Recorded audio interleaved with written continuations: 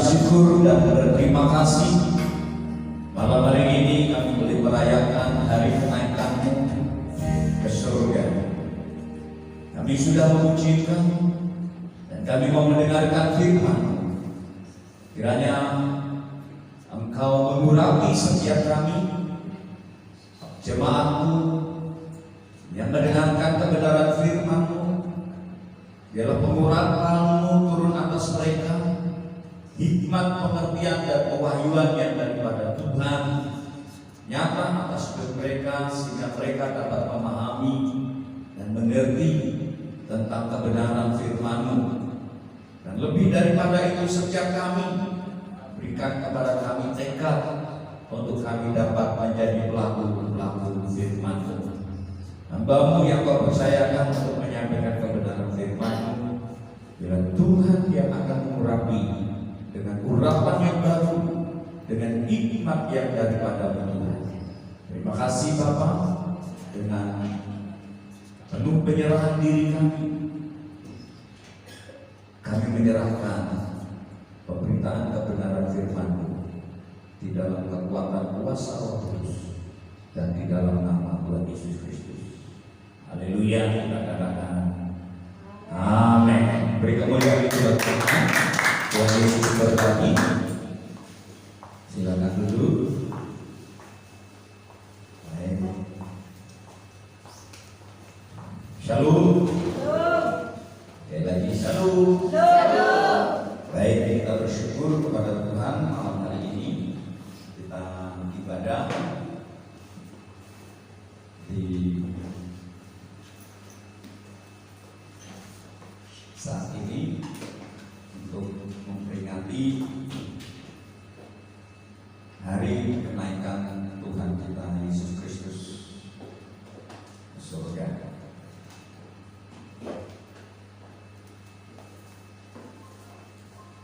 Kita bersyukur bahwa kasih-Nya kita bisa bersama-sama untuk kita bisa merayakan kenaikan Tuhan. Kebenaran firman Tuhan pada malam hari ini akan terambil dari Matius pasal 28. Kita buka Matius pasal 28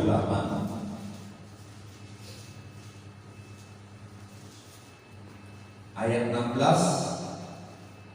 sampai 20. Matius pasal 28 ayat 16 sampai dengan ayat 20. Ya, sudah ketemu? Katakan amin. Lihat tetangga kanan kirimu yang belum mendapatkan, boleh dikasih tahu. Kita menghormati firman Tuhan, kita boleh berdiri sekali lagi. Saya baca ayatnya yang ke-16, jemaat baca ayat 17, kita saling bergantian, dan ayat 20 kita baca bersama-sama. Perintah untuk memberitakan Injil. Dan ke-11 murid itu berangkat ke Galilea, ke bukit yang telah ditunjukkan Yesus kepada mereka. Ayat 17, 1, 2, 3. Ketika melihat yang mereka menyembahnya, tetapi beberapa orang ragu-ragu. Yesus mendekati mereka dan berkata, "Kepadaku telah diberikan segala kuasa di surga dan di bumi." Ayat 19 ya. Karena itu pergilah, jadikanlah semua bangsa muridku, dan baptislah mereka dalam nama Bapa dan Anak dan Roh Kudus. Ayat 20, 1, 2, 3. Dan ajarlah mereka melakukan segala sesuatu yang telah kuperintahkan kepadamu, dan ketahuilah, aku menyertai kamu senantiasa sampai kepada akhir zaman. Silakan duduk. Tuhan Yesus memberkati. Bapak Ibu yang Tuhan kasihi, Biasanya kalau orang mau meninggalkan kita, baik itu saat dia mau bepergian sementara waktu, pasti dia memiliki pesan yang ditinggalkan. Kalau seandainya dia punya anak, karena bapaknya mau pergi, biasanya meninggalkan pesan terhadap anak. Dan pesan itu sebagai satu amanah. Dan tradisi ini biasanya juga dialami oleh orang tua kita. Biasanya kalau dia mau meninggal, apalagi kalau meninggalkan selamanya, pasti dia memiliki pesan-pesan terakhir. Pesan-pesan terakhir, dan itu menjadi amanah yang harus dipegang oleh keturunannya, anaknya yang akan ditinggalkan orang tua. Saya pernah minta satu bangunan gereja, dan bangunan gereja itu direstui, dibangunkan, yaitu di Pamodada. Saya dengan Ibu Gembala minta waktu itu kepada Bapak almarhum D.R. Sitorus, karena waktu itu di Pamodada hanya ada satu gereja, waktu itu masih bersifat okomini, dan kami melayani dari tahun 89, melayani pekerjaan Tuhan di sana, tapi tidak ibadah di gereja, tapi di rumah-rumah, di camp-camp. Jadi hari Minggu ibadah di Agling atau di pusat, nanti hari Selasa di Agling 4 dan seterusnya. Dan pada tahun 2002 Bapak D.R. Sitorus melalui perusahaan Pamodada sebagai yang punya membangun gereja HKBP. Itu letaknya agak ke dalam dan bangunannya cukup bagus. Dan pada saat itu setelah peresmian, ada berita bahwa gereja yang lama dulu masih dari kayu mau dibongkar. Dan saya dengan Ibu Gembala minta kepada Bapak ini, Bapak D.R. Sitorus almarhum, supaya gereja itu jangan dibongkar, tetapi berikanlah kepada kami gereja penyebaran Injil yang kami layani. Jemaat-jemaat yang ada di situ, karena jemaat-jemaat waktu itu tidak punya gereja, ibadahnya di rumah-rumah. Dengan senang hati beliau memenuhi keinginan kami, namun ada dua syarat yang harus dipenuhi. Yang pertama, membangun hubungan yang baik dengan gereja yang ada di Pamodada, yaitu HKBP. Dan yang kedua, ibadahnya harus jam 10. Nah, kalau seandainya sanggup memenuhi persyaratan itu, maka gereja itu akan diperuntukkan untuk gereja penyebaran Injil. Akhirnya kami dengan Ibu Gembala menyambut. Nah, itu amanah. Saya percaya Bapak Ibu pernah mendapatkan amanah, dan amanah itu harus dipegang erat. Selagi kita masih bisa melakukan amanah ataupun pesan orang yang kita kasih, yang berjasa di dalam hidup kita harus pegang itu. Nah, saudaraku, waktu Tuhan Yesus mau mati, meninggalkan murid-murid, Tuhan Yesus pesan kepada murid-muridnya supaya murid-muridnya saling mengasihi. Ya. Kalau engkau mengasihi, maka orang tahu bahwa kamu adalah muridku. Maka pesan terakhir sebelum Tuhan Yesus mati di atas kayu salib, dia berpesan kepada murid-muridnya supaya murid-muridnya hidup saling mengasihi. Dan itu amanah. Sehingga pada saat itu betul-betul murid-murid itu mengasihi, saling mengasihi, sehati. Ya. Di tengah-tengah kekacauan, di tengah-tengah ketakutan yang dihadapi karena saat itu gurunya, pemimpinnya mengalami aniaya, mengalami penderitaan yang begitu mengerikan.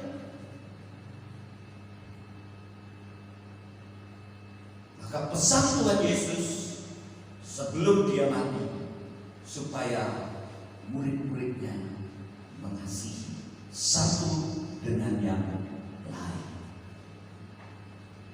Demikian juga kita sebagai orang Kristen, kita juga harus saling mengasihi.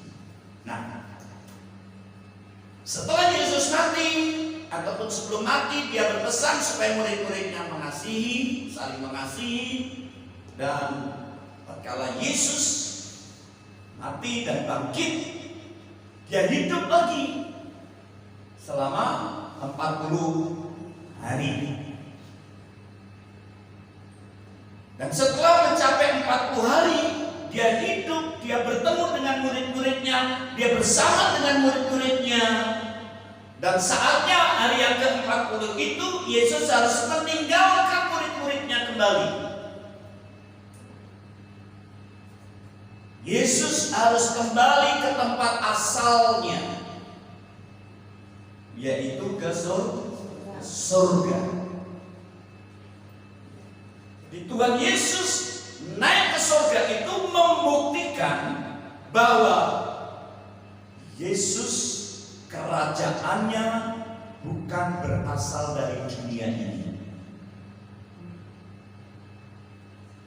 Sekali lagi, maksud tujuan Tuhan Yesus naik ke surga salah satunya adalah untuk membuktikan bahwa kerajaan Yesus itu bukan berasal dari dunia, tetapi berasal dari surga.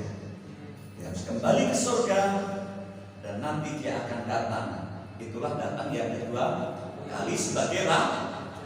Nanti hari Minggu kita akan khotbah itu, tetapi malam hari ini saya tidak khotbah tentang itu, tetapi waktu Tuhan Yesus setelah hidup 40 hari, dia akan meninggalkan kembali murid-muridnya karena dia harus pergi ke surga, kembali kepada asal mulanya dia berada. Ada pesan terakhir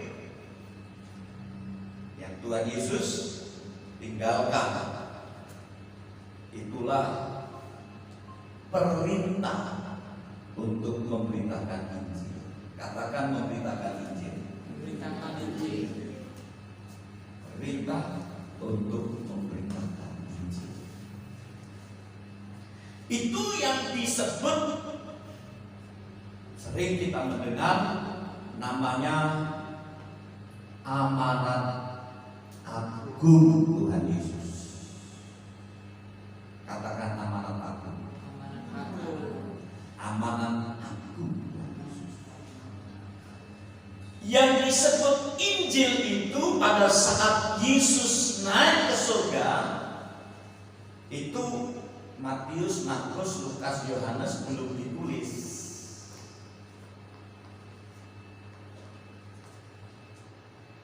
Belum ada. Yang disebut oleh Tuhan Yesus untuk memberitakan Injil itu, Injil berbicara tentang berita kesukaan. Katakan berita kesukaan. Berita kesukaan. Yang di dalamnya itu ada berita pengampunan dosa.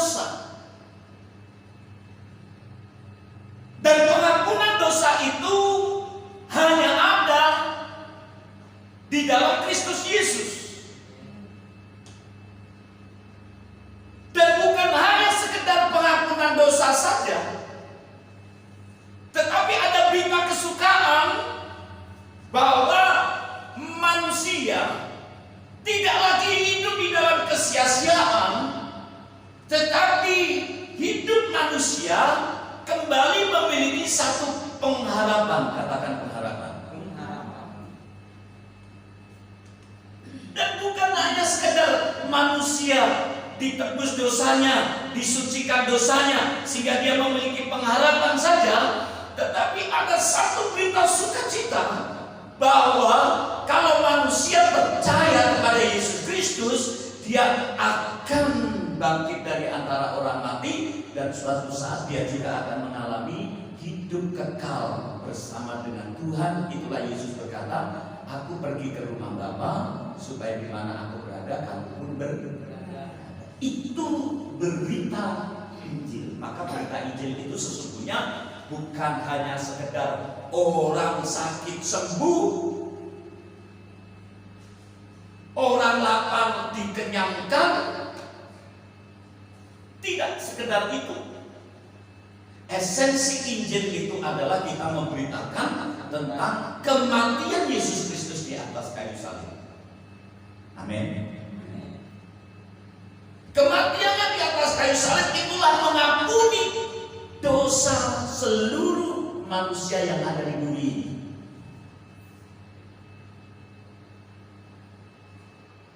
Dan bukan hanya sekedar Yesus mati di atas kayu salib, tetapi berita Injil itu juga merupakan berita di mana Yesus sudah bangkit dari antara orang mati. Katakan bangkit dari antara orang mati. Bangkit dari antara orang mati. Artinya Yesus mengalahkan maut. Upah dosa adalah maut.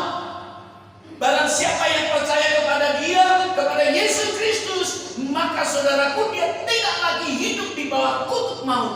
Hai maut, di manakah salibmu?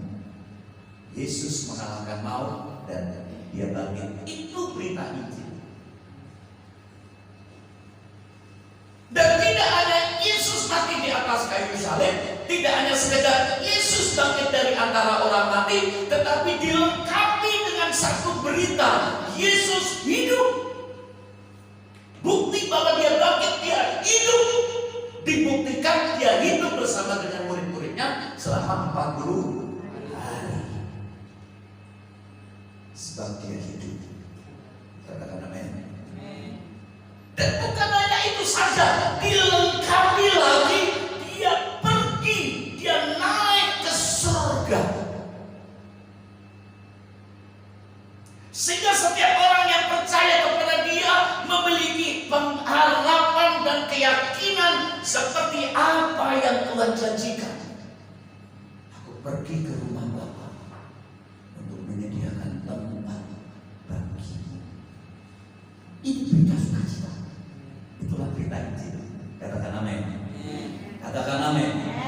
Jadi kalau saudara bersaksi tentang Injil, bukan karena dulunya yang saya katakan hari Minggu, dulunya rumahnya kontrak, kemudian jadi punya rumah pribadi. Dulunya nggak punya pekerjaan, sekarang punya pekerjaan. Wah, itu terlalu kecil. Jadi esensi Injil bukan soal itu, tapi esensi Injil adalah kita percaya bahwa Yesus mati di atas kayu salib. Kita percaya bahwa tatkala dia mati, dosa kita diampuni, disucikan, kita menjadi anak-anak Allah. Dan anak-anak Allah memiliki pengharapan bahwa kalau aku mati nanti, aku akan dibangkitkan seperti Kristus mati dan bangkit. Dan bukan hanya sekedar itu saja, suatu saat aku akan hidup bersama-sama dengan Tuhan di dalam kerajaan surga. Kemudian bagi Tuhan. Nah, berita ini yang harus kita kumandangkan dalam memaknai, memperingati hari kenaikan Tuhan Yesus Kristus ke surga. Ini saudara. Jadi ini amanat agung, ini pesan terakhir. Jadi saya dan saudara, kita semua sebagai orang Kristen memiliki tugas. Dan tugas ini bukan hanya untuk para pendeta saja. Setiap orang percaya harus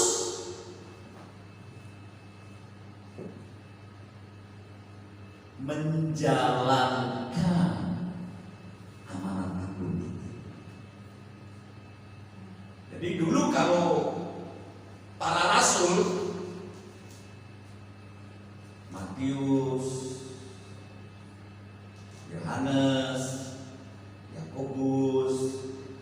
terus memberitakan Injil, dia belum bawa buku ini. Karena perjanjian baru belum ditulis. Dia hanya menyaksikan apa yang dia lihat, apa yang dia raba, apa yang dia alami selama dia hidup bersama dengan Tuhan Yesus. Ya. Selama 3,5 tahun murid-murid hidup bersama dengan Yesus, itulah yang diceritakan oleh murid-murid pada saat itu.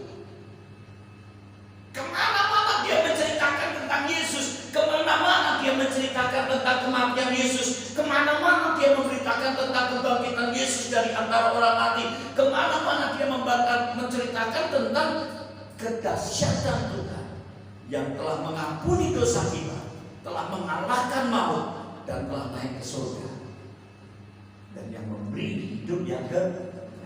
Itu berita yang disampaikan. Karena buku ini belum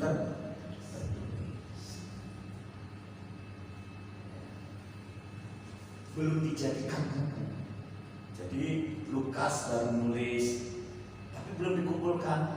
Markus baru nulis, Matius baru nulis, Yohanes baru nulis, tapi belum dikumpulkan. Mereka menceritakan tentang Injil yang hidup itu, bukan Injil yang tertulis, karena belum tertulis. Injil yang hidup itu pusatnya ada di dalam Yesus Kristus. Dan klimaks dari karya besar Tuhan Yesus adalah kematiannya, kebangkitannya, dan naik ke surga, dan nanti akan dilanjutkan juga dengan pencurahan rohnya yang kudus. Itu berita Injil. Ingat, jadi kalau saudara nanti bersaksi memberitakan tentang Injil Yesus, bukan soal ramenya usaha kita diberkati, bukan sekedar itu, tetapi inti Yesus, inti memberitakan Injil, berita kesukaan apa? Bahwa Yesus sudah mati untuk dosa-dosa kita. Katakan amin. Yesus sudah bangkit dari orang-orang mati, mengalahkan maut, sehingga barang siapa yang percaya kepada Dia akan dibangkitkan di akhir zaman. Ya kan? Dan bukan itu saja, dan kalau kita dibangkitkan seperti Yesus naik ke surga, suatu saat juga kita akan bersama-sama Dia ke surga. Tapi Injil yang hidup itulah yang Tuhan Yesus jalani selama Dia hidup, sejak Dia lahir sampai Dia mati. Dan perjalanan itu ditulis oleh murid-murid. Dan kita akan belajar tentang Injil yang hidup. Nah, jadi amanat agung adalah perintah Tuhan Yesus kepada murid-muridnya untuk pergi ke seluruh dunia memberitakan Injil. Nah, demikian juga amanat agung ini berlaku untuk gereja Tuhan, berlaku untuk saya dan saudara kita semuanya. Katakan amin. Katakan amin. Jadi tugas kita adalah memberitakan Injil. Kalau belum kita ke seluruh dunia, ya dunia kita di mana? Kalau dunianya Pak Bintang di bengkel, ya sambil bengkel dia ceritakan Injil. Bisa nggak kira-kira? Bisa. Ini mobil rusak karena Pak Bintang tukang bengkel, tapi walaupun rusak bisa ditutupi. Tuhan pun begitu.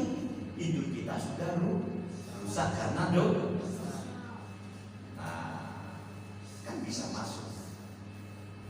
Dunianya di sini tidak harus pergi ke kutub utara, tidak harus pergi ke Eropa, tidak harus pergi ke Nederland, tetapi dunianya sebagai seorang mekanik. Di situ ada bengkel, ada orang-orang kumpul menilai cerita tentang Yesus.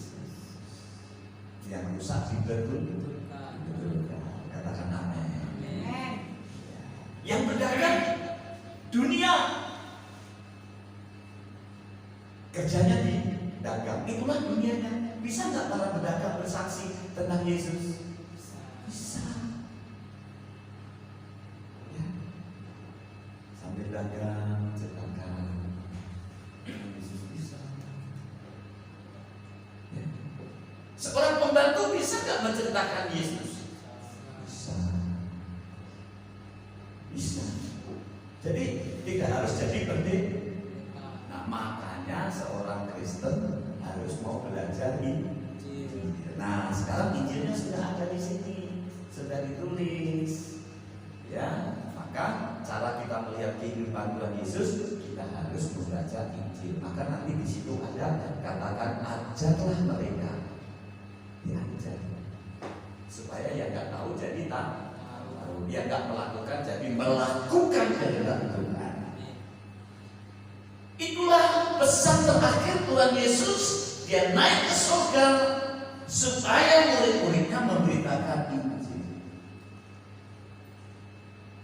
Artinya bahwa Tuhan Yesus menghendaki agar murid-muridnya ataupun kita yang ada sekarang ini menjadi saksi Tuhan. Katakan menjadi saksi Tuhan.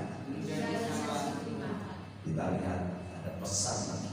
Kita buka di dalam Kisah Para Rasul.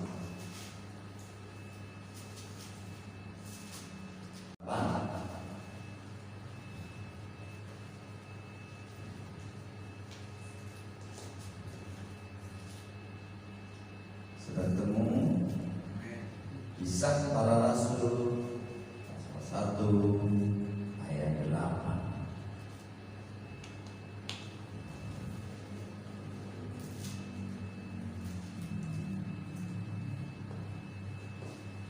Mari kita baca bersama Kisah Para Rasul pasal 1 ayat 8 pada hitungan yang ke-3. 1, 2, 3.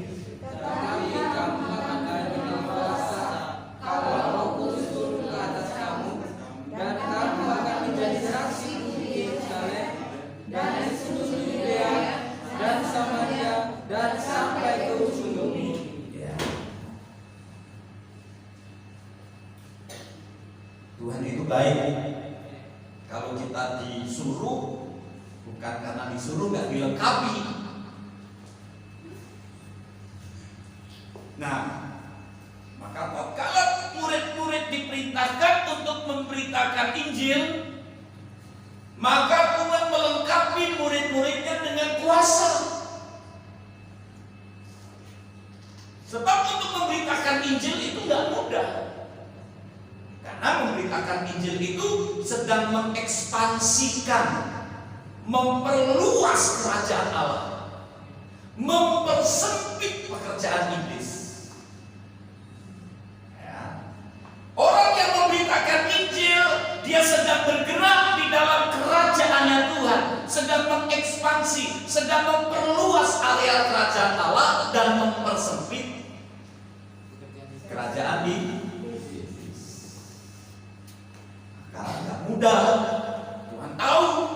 Maka saya dan saudara gereja Tuhan, murid-murid Tuhan dilengkapi dengan kuasa Roh Kudus.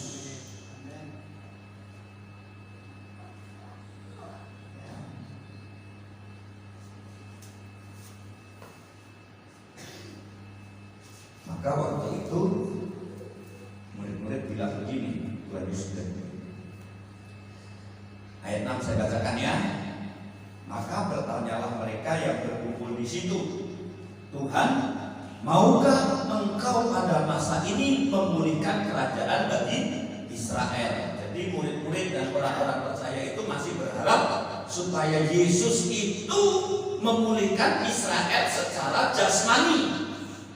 Dia berharap supaya Yesus bisa menjadi raja di dunia, memulihkan keadaan Israel, karena pada saat itu Israel ada di dalam jajahan Romawi. Masih mereka berharap.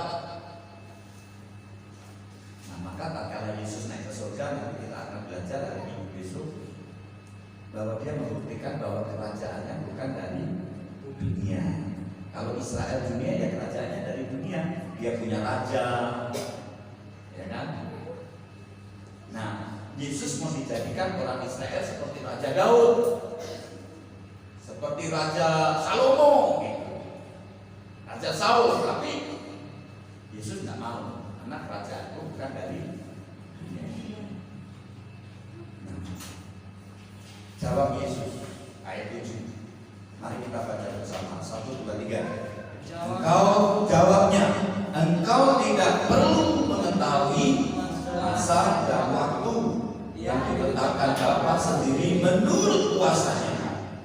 Tetapi kamu akan menerima kuasa kalau Roh Kudus turun ke atas kamu, dan kamu akan menjadi saksiku di Yerusalem, di seluruh Yudea dan Samaria dan sampai ke ujung. Jadi cocok dengan apa yang dikatakan oleh Matius. Pergilah, jadikanlah seluruh bangsamu murid-murid. Nah ini saudara. Jadi makna dari kenaikan Tuhan Yesus Kristus adalah meninggalkan pesan yang pertama supaya gerejanya, supaya murid-muridnya, supaya semua orang yang mempercayai Dia menjadi saksi Tuhan. Dan untuk menjadi saksi Tuhan itu memang membutuhkan perjuangan dan membutuhkan keberanian, maka Tuhan memberikan kuasa. Tahu saudaraku ya kuasa ya? Kuasa. Dinamos dalam bahasa aslinya. Diartikan seperti dinamit. Dinamit itu punya kuasa, punya kekuatan daya ledak. Jadi kuasa Roh Kudus yang ada di dalam diri kita ini membangkitkan keberanian. Jadi kalau ada orang yang penuh Roh Kudus tetapi dia tidak berani memberitakan Injil, nah ini perlu dipertanyakan apakah ini Roh Kudus atau bukan. Karena tak kala Roh Kudus memenuhi hidup kita, tujuannya adalah untuk apa? Untuk apa? Memberitakan Injil. Jadi saksi. Mari kita bersama memberitakan Injil, menjadi saksi. Banyak ini kesalahan di karismatik ini, kalau penuh Roh Kudus hanya sekedar berbahasa roh. Nah, padahal tujuan Roh Kudus memenuhi kita bukan hanya sekedar bahasa roh. Kalau kita bahasa roh, hanya sekedar bahasa roh, maka tujuan Allah tidak tercapai. Tujuan Allah memenuhi kita dengan kuasa Roh Kudus, tujuannya adalah untuk menjadi saksi Kristus. Dimulai dari mana? Yerusalem. Loh Pak, aku kan tinggal di Bengkulu. Aku nggak di Yerusalem. Ya, orang bisa mengartikan Yerusalem berbicara tentang keluarga. Paling nggak kita menjadi berkat di tengah-tengah keluarga, di tengah-tengah rumah tangga kita. Menjadi saksi.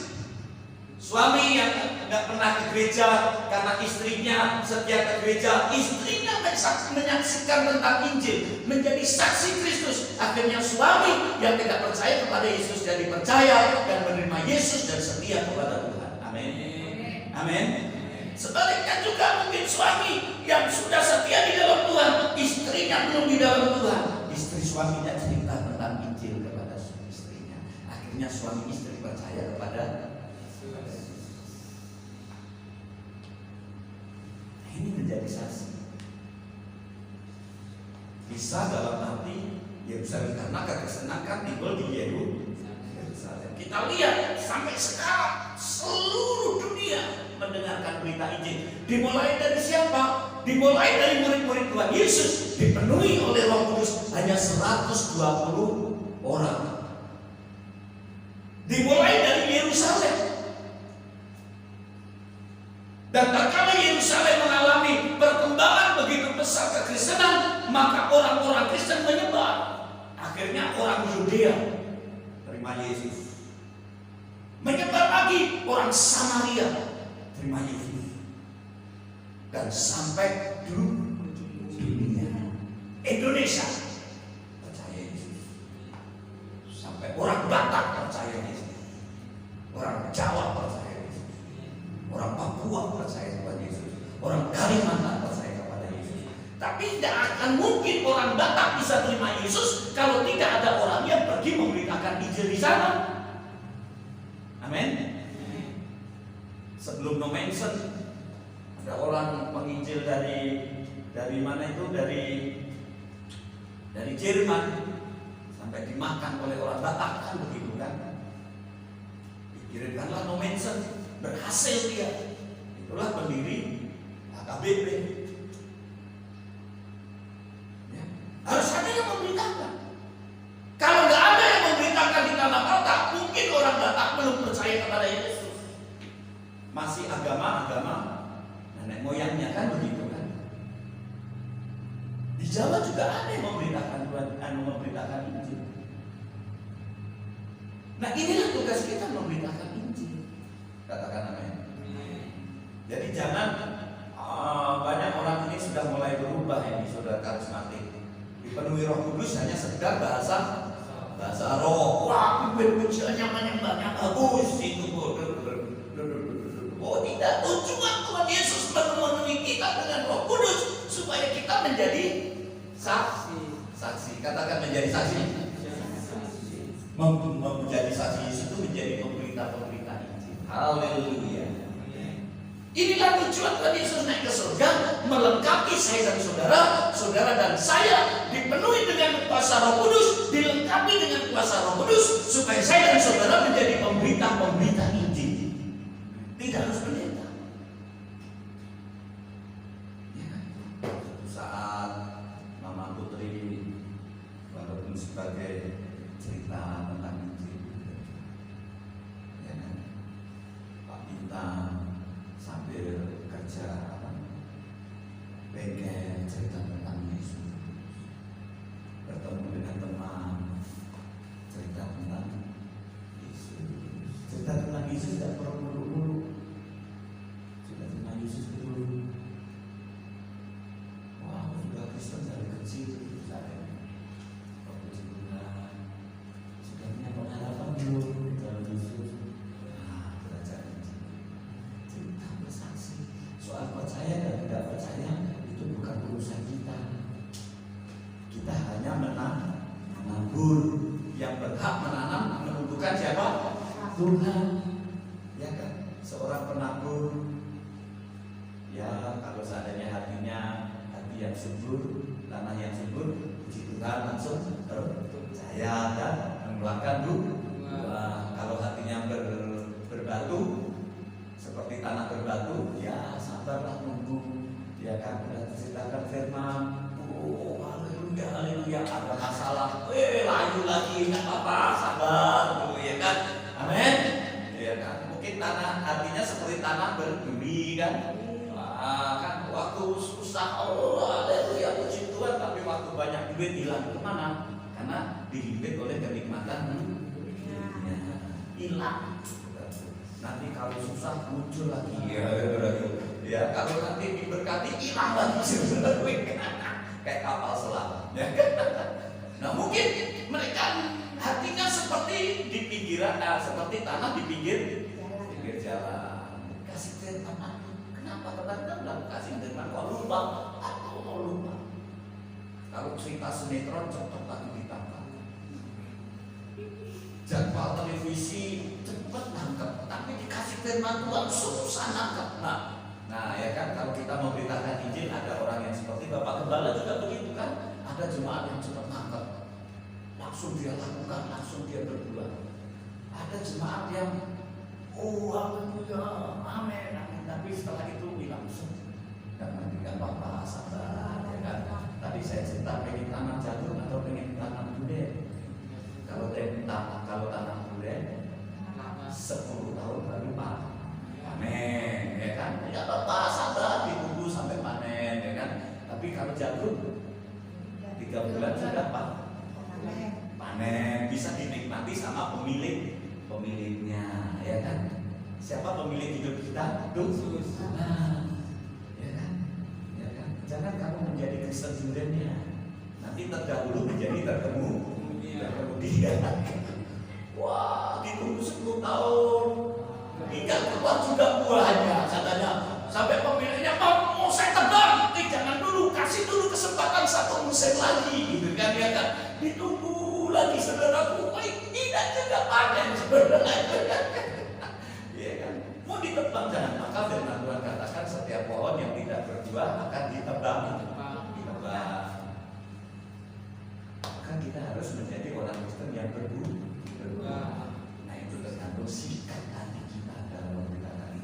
Dan nanti kalau kita memberitakan Injil juga kepada orang, sahabat jangan dipaksa. Oh, kamu gak percaya Yesus hari ini foto.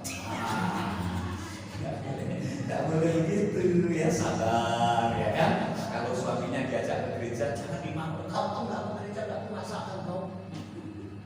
Gak memberikan kopi kau. Gak boleh gitu. Sabar, tetap didoakan. Katakan amin. Ya pengen maunya sih cepet ya kan. Kalau ada tetangga kita ini juga belum terima, sabar sambil didoakan ya. Haleluya. Amin.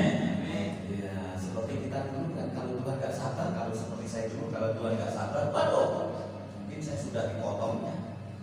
Tapi karena Tuhan sabar dengan saya, walaupun saya ini dulunya preman, ya, pengamen, pemabuk, perokok, kemudian suka main dukun. Tuhan sabar sekali dengan saya ya. Ada pendeta ngizinin saya, ayo baca, kita main musik, kamu main kita, ayo ibadah. Tidak maulah. Saya bilang begitu. Kalau saya nyanyi lagu-lagu rohani, saya pleset-plesetkan. Kasih itu lemah lembut, saya bilang kasih itu lemah merongkol. Maksudnya tuh kalau orang Jawa lemah itu kan tanahnya itu merongkol. Keras tanahnya deh.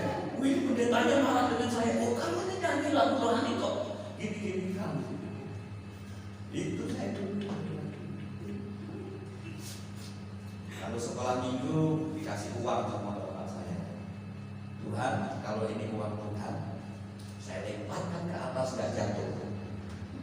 Tapi kalau jatuh berarti uang saya.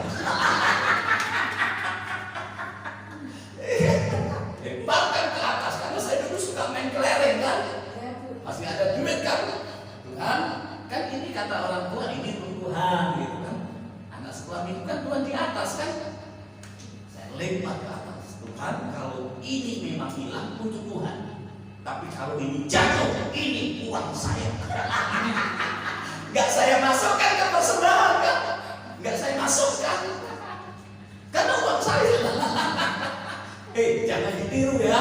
Jangan ditiru. Nanti udah punya uang melemparkan. Kalau gak jatuh, uang Tuhan. Kalau jatuh, uang saya nggak jadi persembahan.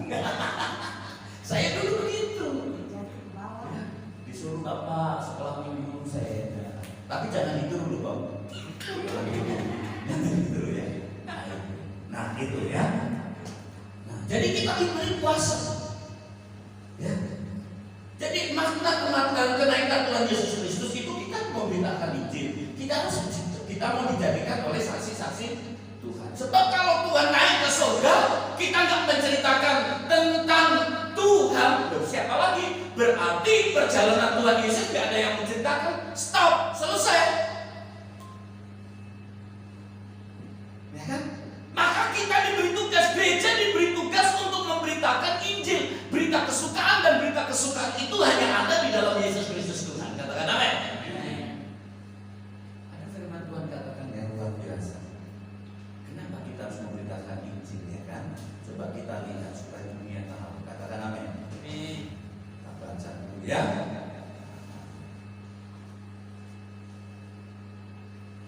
Matius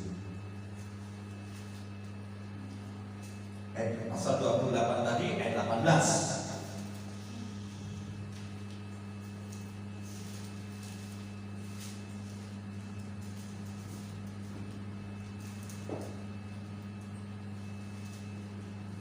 Sudah ketemu? Baca bersama-sama dengan suara yang mantap. Matius pasal 28 ayat 16. 1, 2, 3. Yesus mendekati mereka dan berkata, kepadaku telah diberikan segala kuasa di surga dan di bumi. Kepadaku sudah diberikan kuasa di surga dan di bumi. Jadi siapa yang berkuasa di bumi ini? Yesus. Siapa yang berkuasa di surga? Yesus. Walaupun sebenarnya saudaraku pada realitanya, saudaraku banyak orang yang masih meragukan apa betul Tuhan Yesus berkuasa di bumi ini.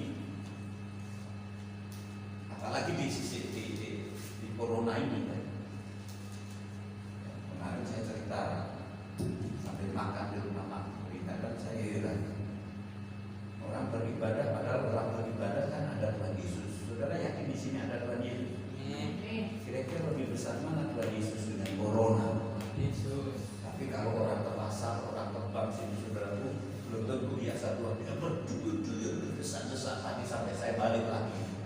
Pasar kayak begitu, ramenya minat, berdesak-desak, mobil motor sampai susah. Waduh, rame balik lagi saja. Balik bukan karena takut corona, tapi males, terobos, ramenya banget. Nah, kepada aku sudah ini imannya. Nah, ini kadar iman kita sesuai dengan pemahaman firman. Ya kan?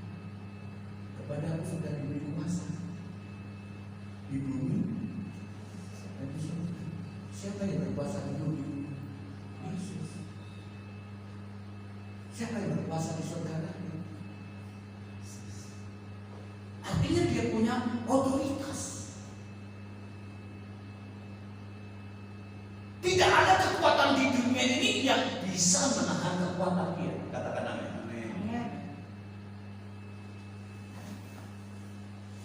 Nah, ini keyakinan iman. Dan inilah yang harus diberitakan. Kenapa Yesus harus memberitakan? Kenapa murid-muridnya disuruh untuk memberitakan Injil supaya dia mengerti siapa itu Yesus. Yesus itu adalah pribadi yang berkuasa di bumi dan di surga. Dan kalau dia berkuasa di bumi dan di surga, berarti apakah dia manusia? Sekedar manusia? Tidak. Apakah dia sekedar nabi? Tidak. Tetapi dia adalah Allah, Tuhan yang maha agung, maha dasar, dan yang maha kuasa. Beri kemuliaan bagi dia.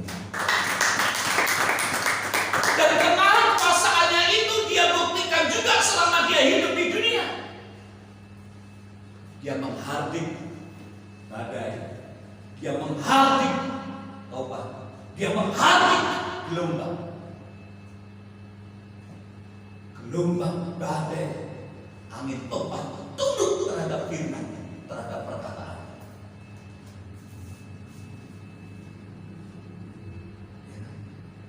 Orang yang mati, Lazarus 4 hari, dia taklukkan kematian itu, Lazarus hidup lagi. Katakan amin.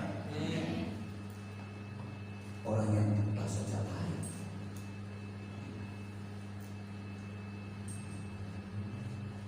dia bisa mengadakan mujizat-mujizat yang tidak bisa dibuat oleh manusia. Dan bukan hanya itu saja, dia membuktikan bahwa dia mengalahkan maut. Dia bangkit lagi. Dan selama hidupnya dia menjadi pribadi yang memang betul-betul hidup di dalam kesucian. Dia berkuasa. Itulah sebabnya kita disuruh untuk memberitakan Injil. Dan di dalam Injil itu pusatnya di dalam Yesus. Kita ceritakan tentang kuasa Tuhan. Kita ceritakan dia sehingga orang bisa percaya.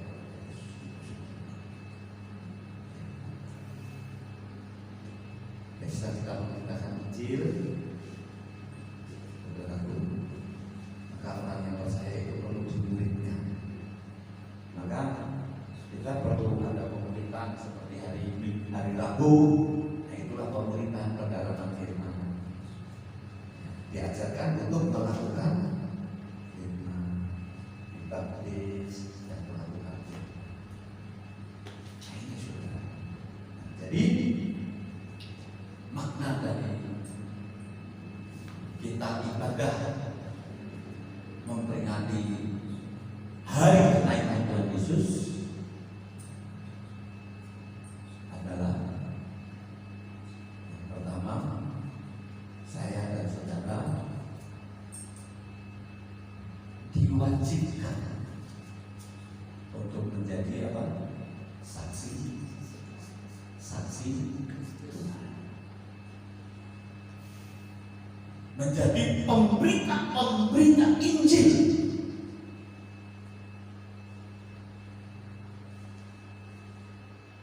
Itu harus diingat. Jadi tugas kita bukan hanya di gereja untuk memuji Tuhan sudah selesai menjalankan pekerjaan kita. Enggak, tapi tugas kita adalah memberitakan firman Tuhan. Memberitakan memberitakan Injil, memberitakan Yesus kepada orang lain. Ini tugas kita. Siap? Siap? Dimulai dari diri kita. Kekristenan dimulai dari berapa orang? 12. Gagal 1. Yesus pilih dari 12 murid. Tuhan Yesus naik ke surga. Banyak orang yang berkuburan waktu Tuhan Yesus menyampaikan firman Tuhan. 5.000 orang kasih makan, rame-rame ikut Yesus. Ya kan, waktu dia masuk ke Yerusalem, ratusan orang mungkin mengeluh-eluhkan Tuhan Yesus, ribuan orang. Tetapi waktu Yesus disalib, nggak ada yang nemenin, hanya yang setia 120 murid sampai dia menerima kuasa Roh Kudus. Dari kuasa Roh Kudus 120 itulah kekristenan mereka menjadi saksi. Dan kalau kita melihat orang-orang yang menjadi saksi Kristus, hidupnya apakah enak atau nggak enak? Nggak enak. Jadi jangan berpikir kalau orang dipenuhi Roh Kudus kemudian dilimpahi dengan berkat-berkat jasmani hidupnya semakin enak. Enggak. Tak kalau Tuhan Yesus penuh Roh Kudus, dipimpin oleh Roh, hidupnya mulai menderita. Menderitanya apa? Dia di padang gurun puasa 40 hari, dicobai oleh iblis ya. Dia masuk di dalam baptisan api. Lapar. Haus, kedinginan. Ya, jangan salah pengertian ya. Kalau dipenuhi Roh Kudus nanti, wah hidup kita akan enak segampang itu. Enggak, saudaraku. Roh Kudus akan memimpin kita menjadi saksi Kristus. Katakan amin. Dan kalau kita menjadi saksi Kristus, Tuhan tahu bahwa menjadi saksi Kristus gak mudah, maka Dia melengkapi kita dengan kuasa Roh Kudus, dan Roh Kudus memimpin kita kepada satu penderitaan di dalam Kristus. Itulah pintu salib. Katakan amin. Katakan amin. Maka sampai Petrus matinya disalibkan, kepalanya dibawa. Stefanus menjadi saksi Kristus, matinya dirajam, dilempari batu sampai mati. Iya kan? Murid-murid kalau buka di Google, ya kan? Matinya itu nggak wajar sebagai manusia yang wajar. Yohanes dibuang ke Pulau Patmos, menderita hidupnya di sana, makan enggak, minum enggak. Ya. Jadi bukan penuh Roh Kudus ini kalau sudah bahasa Roh enggak. Tujuan Tuhan Yesus memenuhi kita dengan Roh Kudus supaya kita menjadi saksi Kristus.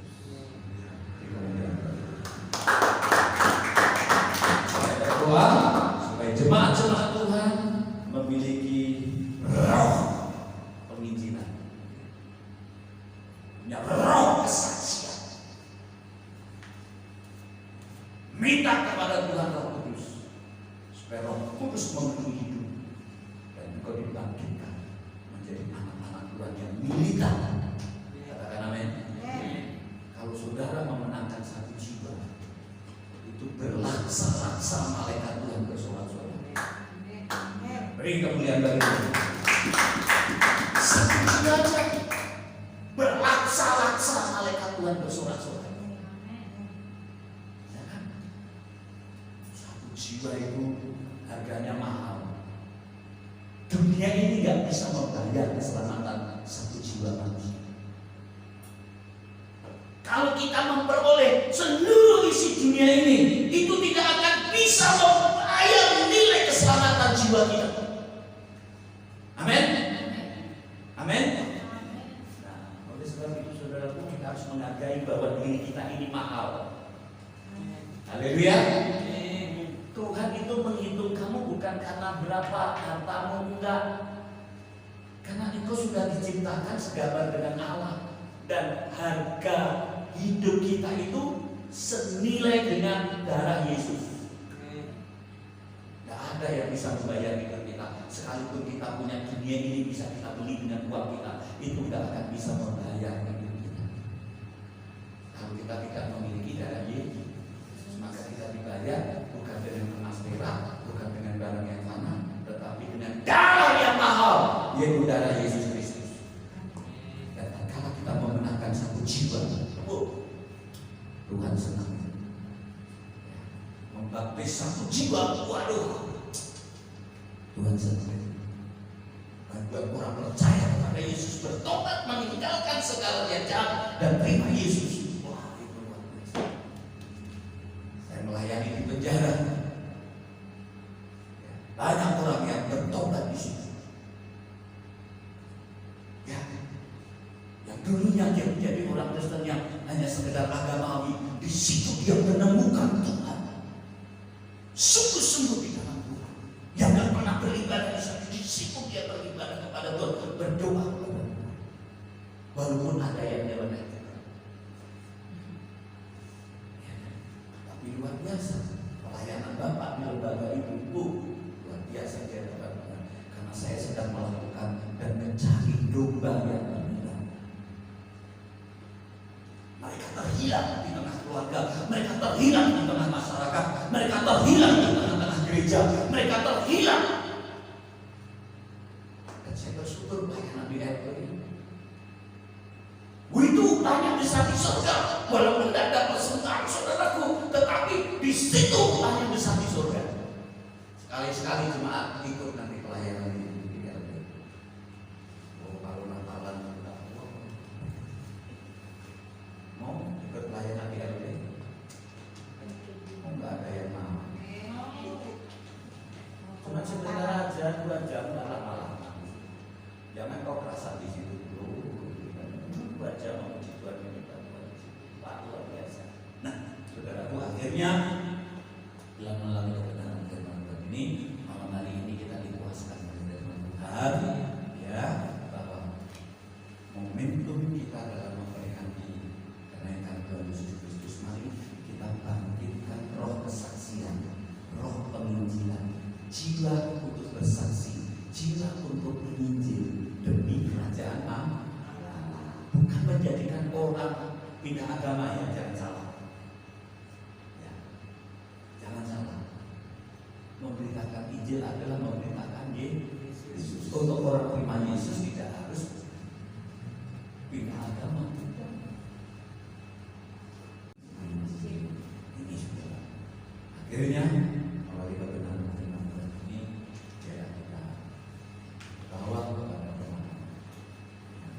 Yang kedua, makna kenaikan Tuhan Yesus Kristus, bahwa Tuhan akan melengkapi kita dengan kuasa. Di 10 hari, ya, hari yang ke-50, ada hari yang disebut dengan hari pencurahan Roh Kudus. Kiranya Tuhan Yesus berkati buat kebenaran firman Tuhan ini. Mari kita akan datang kepada Tuhan, berdoa kepada Tuhan, dan berucap syukur kepada Tuhan. Mari kita pada perjanjian ini. Oh, haleluya. Terima kasih kami sudah mendengarkan kebenaran firman-Mu. Biarlah kebenaran firman menerangi hati kami, memberikan pemahaman dan pewahyuan dalam hidup kami, bahwa sesungguhnya Engkau menjadikan kami menjadi saksi-saksi, menjadi pemberita-pemberita Injil-Mu. Dan ini adalah perintah-Mu yang terakhir bagi kami, untuk kami bisa menjadi murid-murid-Mu dan pelaku-pelaku firman. Terima kasih Yesus.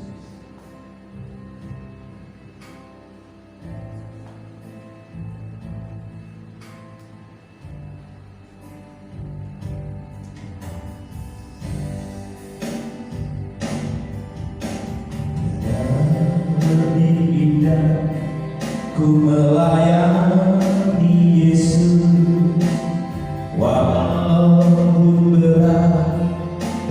seberang jalanku, takkan aku mundur sebelum berakhir hidupku, karena ku tahu apa arti hidupku. Tiada lebih indah ku melayani Yesus, walaupun berat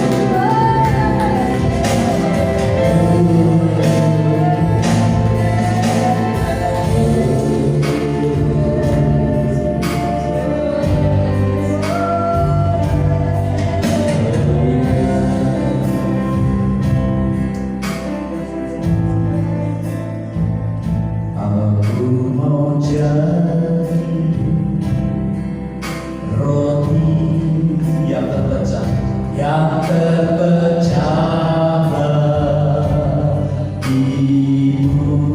Aku mau jadi, aku mau jadi, aku yang tercurah bagimu. Aku mau jadi, aku mau jadi saksi, saksi memberitakan Injilmu, memberitakan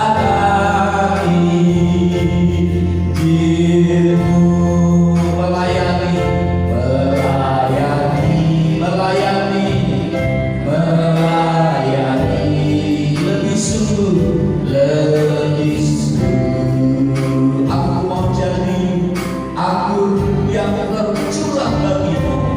Aku mau jadi,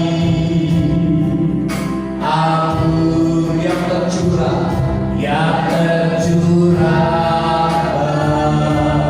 bagimu. Aku mau jadi, aku mau jadi roti, roti yang terpecah bagimu, yang terpecah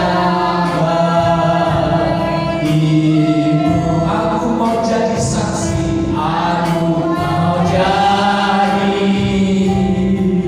saksi memberitakan Injilmu, memberitakan Injilmu, melayani, melayani, melayani lebih sungguh. Engkau angkat tanganmu kepada Tuhan, katakan, ini aku, utuslah aku. Aku mau jadi, aku yang tercurah bagimu. Aku mau jadi, aku mau jadi roti, roti yang terpecah bagimu, yang terpecah bagimu. Aku mau jadi saksi, aku mau jadi saksi memberitakan Injilmu, memberitakan Injilmu, mengasihi, mengasihi, mengasihi lebih sungguh. Sekali lagi, aku mau jadi, aku yang tercurah bagimu Tuhan. Aku mau jadi, aku yang tercurah bagimu. Aku mau jadi, mau jadi roti, roti yang terpecah bagimu, yang terpecah bagimu. Aku mau jadi saksi memberitakan Injilmu, melayani, melayani, melayani lebih sungguh, mengasihi, mengasihi lebih sungguh, mengasihi, mengasihi lebih sungguh. Bapa di surga, malam hari ini kami diingatkan oleh pesan dan amanat-Mu, di mana tatkala Engkau mau naik ke surga, Engkau memerintahkan kepada kami untuk memberitakan Injil, menjadikan seluruh bangsa menjadi murid-Mu, membaptis mereka di dalam nama Bapa, Anak, dan Roh Kudus, dan mengajar setiap orang untuk dapat memahami kehendak-Mu dan akhirnya menjadi orang Ampuni kami kalau kami belum sepenuhnya menjalankan perintah dan amanah-Mu. Tapi hari malam ini Tuhan, Engkau mengingatkan kami untuk kami kembali kepada panggilan yang mulia, panggilan yang agung. Bahwa sesungguhnya panggilan yang agung dan mulia bukan hanya sekedar kami melayani di gereja, berkhotbah, memimpin pujian, memainkan musik, menjadi pendoa syafaat. Tetapi ada tujuan yang lebih agung dan teragung dan yang termulia di atas semuanya itu, yaitu kami pergi memberitakan Injil-Mu, memberitakan kasih-Mu yang begitu besar akan dunia ini, menjadi saksi-Mu di mana kami berada, menceritakan tentang Yesus yang berkuasa di dunia dan di surga, yang telah mati, bangkit, hidup, naik ke surga, duduk di sebelah kanan Allah Bapa, dan akan kembali lagi ke dalam dunia ini. Dan biarlah itu menjadi motivasi kami untuk kami bergerak menjadi umat-Mu, menjadi anak-anak-Mu dan menjadi murid-Mu untuk bersaksi. Karena kami ada juga karena ada orang yang bersaksi terhadap Engkau kepada kami, sehingga kami bisa percaya kepada-Mu. Dan biarlah Tuhan kesaksian dan apa yang kami alami, kami ingin berani membagikan kepada orang lain, supaya orang lain juga bisa merasakan damai sejahtera dan keselamatan yang kami miliki di dalam Engkau melalui kami. Engkau tidak menginginkan satu orang pun binasa. Engkau menginginkan seluruh orang diselamatkan, sebagaimana rencana-Mu semula untuk memperoleh keselamatan itu.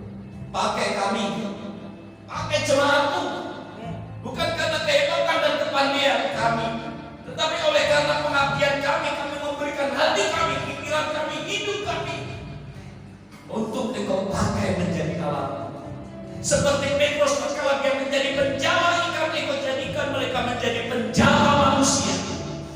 Kami rindu Tuhan jemaat untuk pakai untuk menjadi penjala-penjala jiwa-jiwa, penjala-penjala manusia, dibawa di dalam kerajaan-Mu demi hormat kemuliaan bagi nama-Mu Tuhan. Tidak peduli apa pekerjaan mereka, di dalam nama Yesus Kristus, roh penginjilan, roh kesaksian akan Kristus malam hari ini bekerja di dalam hati setiap umat-Mu.